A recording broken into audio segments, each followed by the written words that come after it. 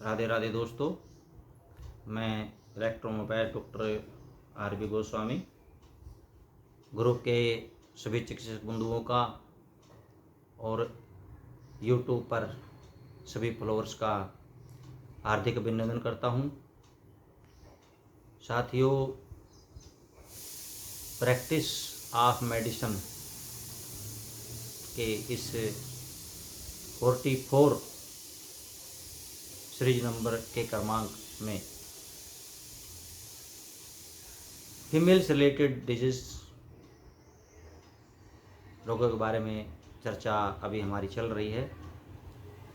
उसी डिजीज में रोगों में एक रोग और आज हमने इसको ऐड किया है, जिसको हम यूट्रिन प्रोलैप्स या गर्भाशय का नीचे आना या गर्भाशय भ्रंश आदि नामों से जानते हैं। तो यूट्रिन प्रोलैप्स क्या होता है?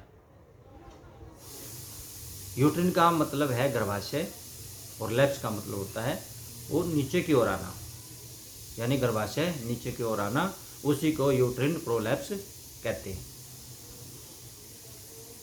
इसमें गर्भाशय जो है वो वेजाइना के वाल के पास में आ जाता है और यह तब होता है जब पेल्विक फ्लोर में की जो मसल्स हैं और जो लिगामेंट्स हैं वहाँ पे वो वीक हो जाते हैं, तब ये स्थिति पैदा होती है।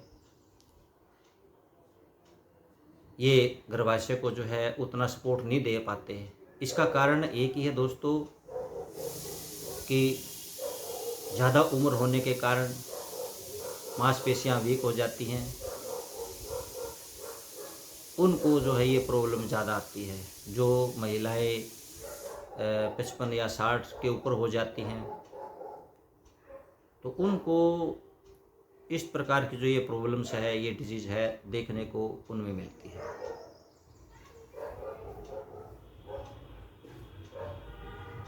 यूट्रिन को हम दो भागों में जो है गर्भाशय भ्रंश को, यूट्रिन प्रोलैप्स को हम दो भागों में बांट सकते हैं, एक कंप्लीट और एक इनकम्प्लीट यूट्रिन प्रोलैप्स। यानी कि इनकम्प्लीट यूट्रिन प्रोलैप्स में क्या होता है साथियों, इसमें जो है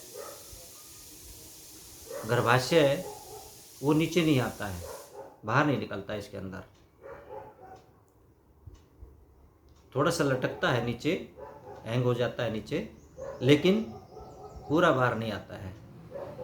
दूसरी जो प्रकार है इसका वो कंप्लीट, यानी कि कंप्लीट यूट्रिन प्रोलैप्स, यानी कि पूरी तरह से गर्भाशय का बाहर आ जाना। इसमें जो है यूट्रिन जो है वो पूरा जो है वेजाइना के मार्ग के द्वारा बाहर आ जाता है। तो साथियों, यहाँ पर भी इसकी जो है 4 स्टेज होती हैं। फर्स्ट स्टेज में जो है जहाँ से वेजाइना आरंभ होती है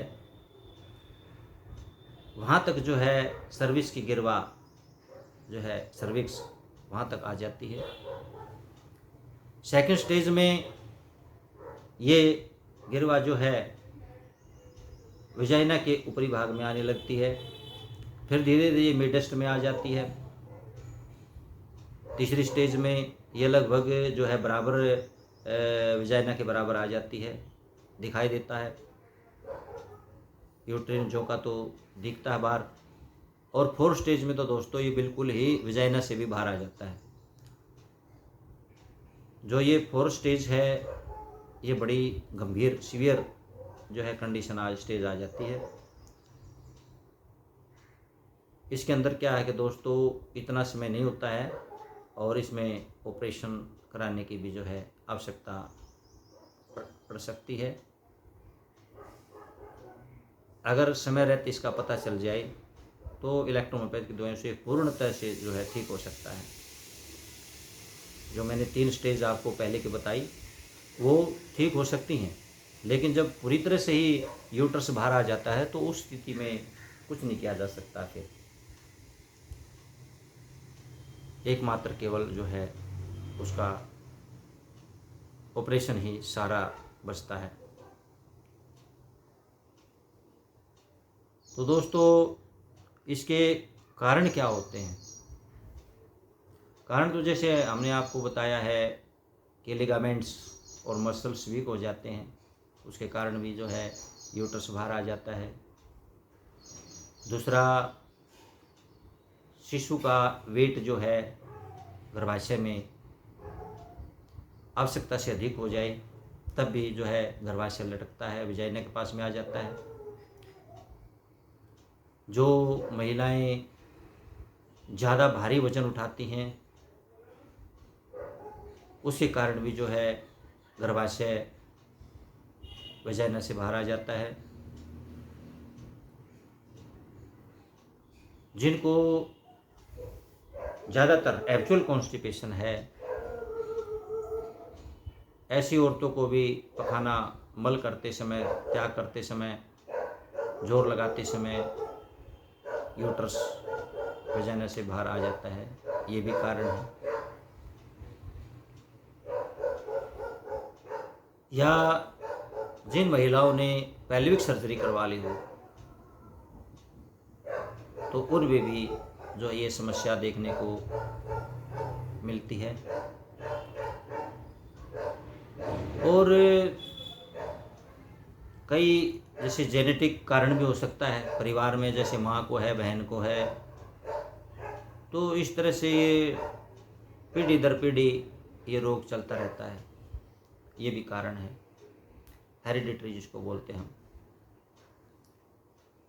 लक्षणों में सबसे पहले तो दोस्तों, यदि यूट्रस का दबाव यूरिन ब्लैडर पर पड़ता है तो वहाँ पर क्या है कि यूरिन जो है बूंद बूंद करके या बिल्कुल भी जो है बंद हो जाता है। यदि पीछे की ओर दबाव पड़ता है तो कॉन्स्टिपेशन हो सकता है, कमर में लंबर पेन हो सकता है, लंबर पेन हो सकता है लोअर बैक में, और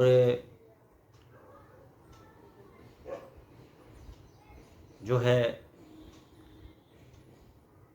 पेडू में या पेल्विक रीजन है जो वहाँ पर भारीपन महसूस होता है, जैसे कुछ दबाव सा जैसे पड़ता है, तो ऐसा फील करता है रोगी।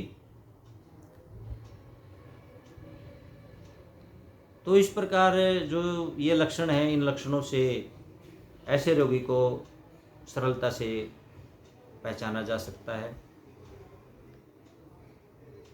साथियों, जैसे कि मैंने बताया, जो है कंप्लीट यूट्रिन प्रोलैप्स, जब ये पूर्णतः से बाहर आ जाता है, उसकी 4 स्टेज मैंने आपको बताई।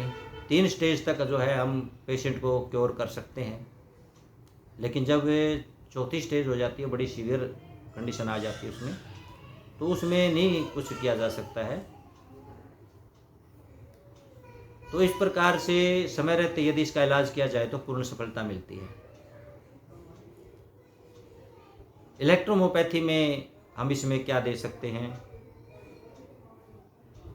तो साथियों, जैसे मैंने बताया कि ये बड़ी उम्र की औरतों को ज़्यादा प्रॉब्लम आती है, यानी कि उनके अंदर वीकनेस बहुत ज़्यादा हो जाती है, डाइजेस्टिव सिस्टम वीक हो जाता है, सभी ऑर्गन्स जो है, सभी सिस्टम्स जो हैं वो वीक हो जाते हैं। तो ऐसी कंडीशन में दोस्तों हमने अपने फार्मूले बनाए हुए हैं, ये सभी रोगों पर ही लागू हो जाते हैं।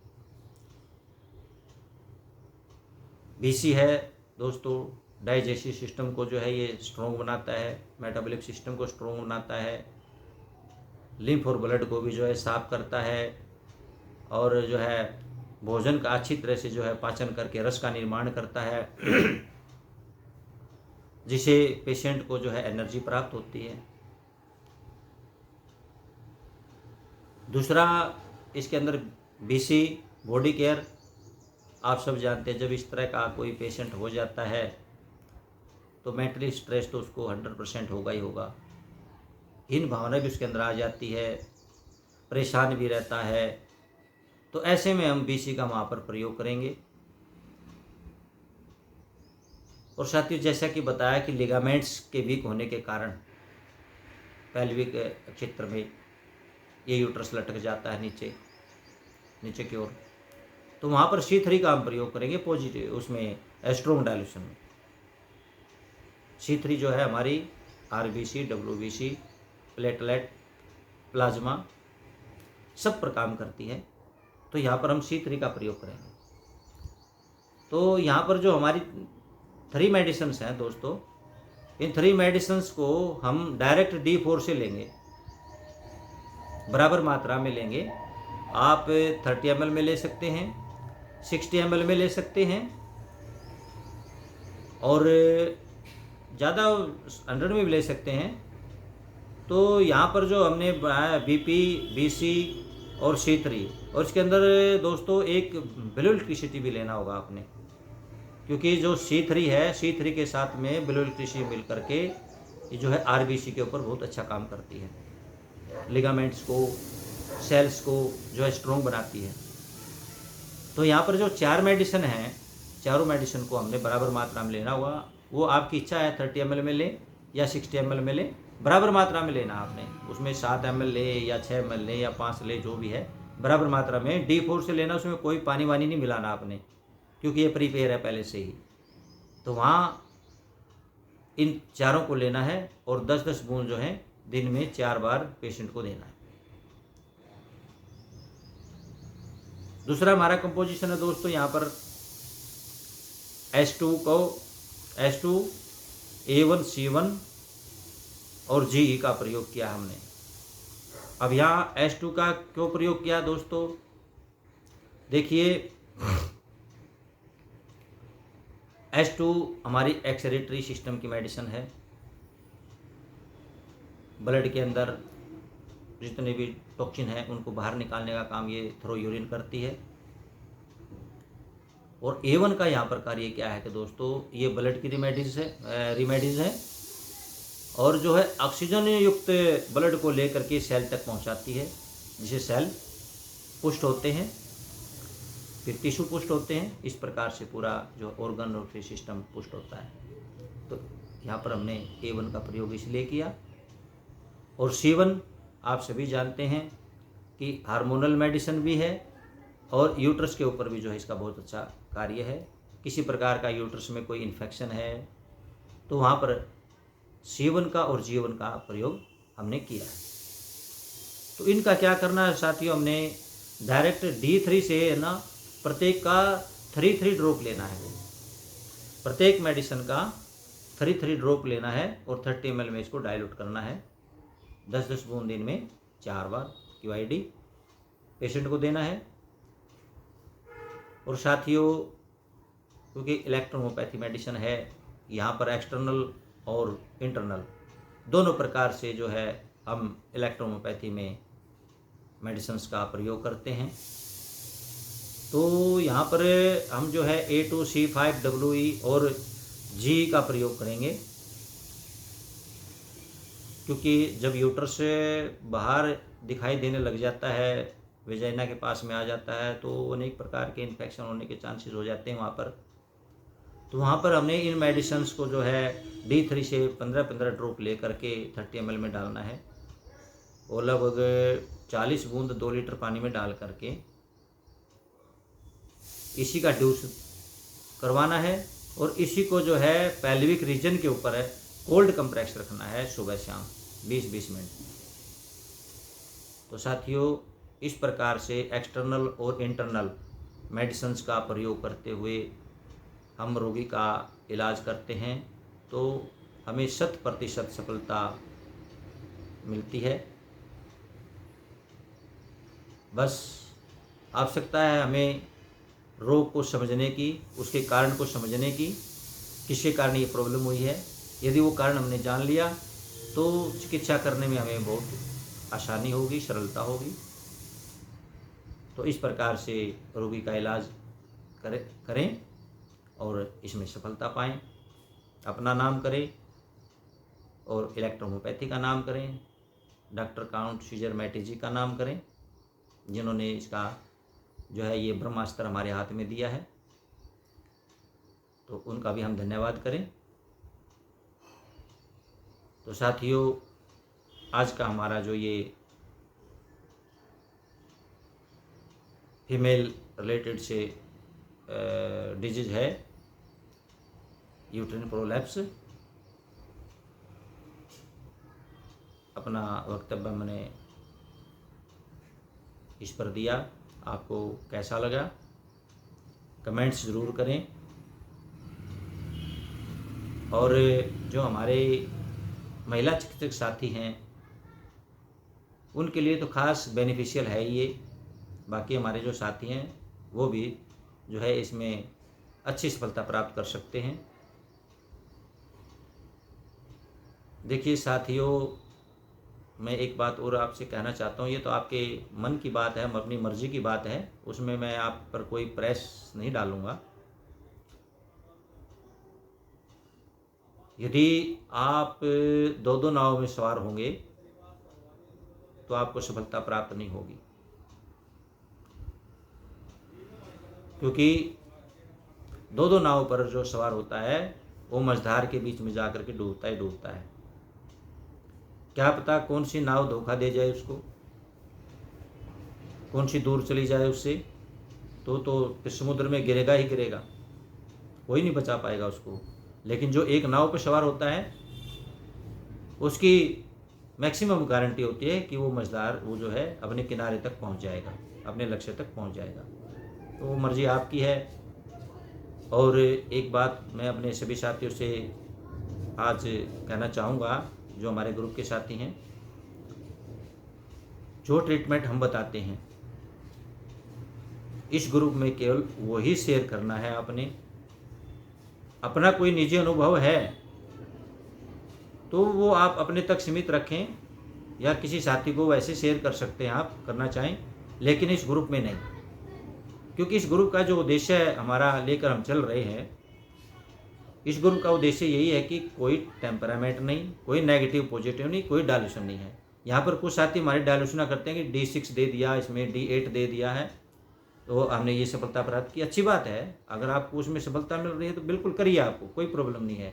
लेकिन हमारे जो ग्रुप का उद्देश्य है उसके अंदर क्या है कि ये व्यवधान पड़ता है, तो कृपा करके ऐसा ना करें। यदि हमारे बताए गए ट्रीटमेंट से आपको सफलता मिलती है, आप 100 बार इसमें शेयर कीजिए ताकि और साथियों को भी मोटिवेशन मिले, और जो इस ग्रुप का उद्देश्य है उस उद्देश्य की हम पूर्ति करते हुए आगे बढ़ें। तो साथियों, उम्मीद करता हूँ कि आप मेरी बात को समझेंगे और इस प्रकार जो है आगे से इस तरह का जो कार्य आप नहीं करेंगे।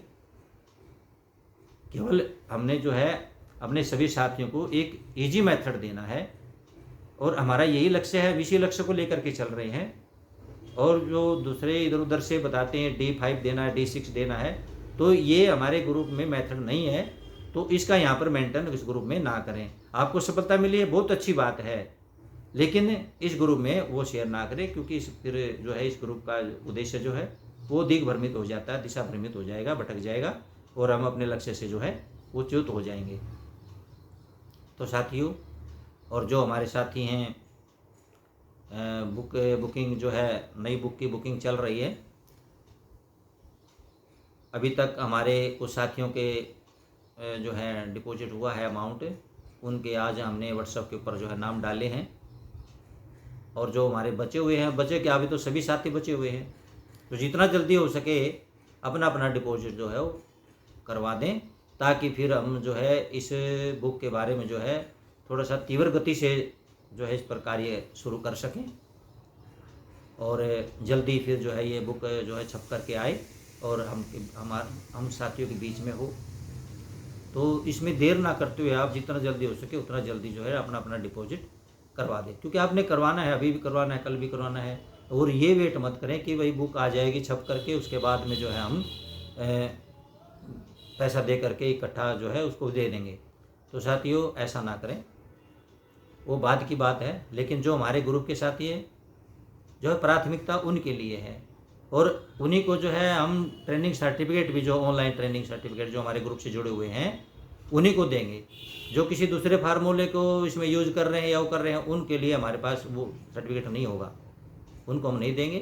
केवल जो हमारे फार्मूलों से, हमारे बताए गए मेडिसिन से, प्रोटोकॉल से जो है सफलता प्राप्त करते हैं, इसलिए मैं उन सभी साथियों को ये भी कहना चाहूँगा कि उनको जब सफलता मिलती है तो अपने नाम के साथ में जो है ग्रुप के अंदर ज़रूर शेयर करें, क्योंकि मैं उन साथी जो हमारे 1 साल के अंदर जो ब्रिलियंट हमारे चिकित्सक साथी होंगे इसके अंदर, मैं उनके भी नाम जो है विशेष रूप से उस बुक के अंदर जो है उनकी विशेष प्रशंसा करते हुए, प्रशंसा पत्र उनको देते हुए उनको भी हम अलग से जो है सम्मानित करेंगे।